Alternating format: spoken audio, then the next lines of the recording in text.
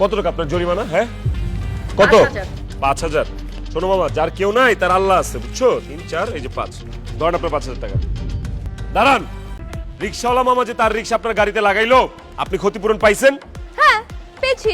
এবার তাহলে আপনি যে রিক্সাওয়ালা মামারে থাপ্পড় মারছেন সেই ক্ষতিপূরণ দিবেন, দেন। হোয়াট? আমি ক্ষতিপূরণ দিব মানে? মানে হলো আপনি রিক্সাওয়ালা মামাকে যতগুলো থাপ্পড় মারছেন, রিক্সাওয়ালা মামাও ঠিক ততগুলো থাপ্পড় আপনাকে মারবে। How dare you! তোর এত বড় সাহস, তুই আমাকে থাপ্পড় দিতে বলছিস? তুই জানিস আমি কে? আপনি যেই হন না কেন সেটা তো আমার জানা দরকার নাই। আইন সবার জন্য সমান। মামা আপনার ক্ষতি করেছে, আপনি ক্ষতিপূরণ পেয়েছেন।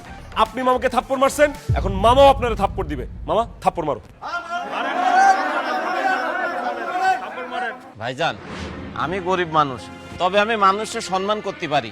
আমি এই মেয়ে মানুষের গায়ে হাত দিতে পারবো না। তবে উনি যদি কান ধরে উঠবেশ করে আর আমার কাছে মাপ চাই, তাহলে আমি উনারে মাপ করে দিতে পারি। রিকশালার বাচ্চা, তোর এত বড় সাহস, তুই আমাকে কান ধরে উঠবোস করতে বলতেছিস? অবশ্যই আপনি কান ধরে উঠবোস করবেন এবং রিক্সাওয়ালা মামার কাছে মাফ চাইবেন। ইম্পসিবল! আমি মরে গেলেও কান ধরে উঠবোস করবো না, এই রিকশালার কাছে ক্ষমা চাবো না। আপনি কান ধরে উঠবোস করে ক্ষমা না চাওয়া পর্যন্ত এখান থেকে যেতে পারবেন না। যা খুশি তাই করুন, আমি কানে ধরে উঠবোস করতে পারবো না মানে না। এই, দাঁড়ান দাঁড়ান দাঁড়ান দাঁড়ান, গাড়ি ভাঙতে হবে না প্লিজ, আপনাকে গাড়ি ভাঙবে না। ফাইন, আমি কান ধরে উঠবোস করবো।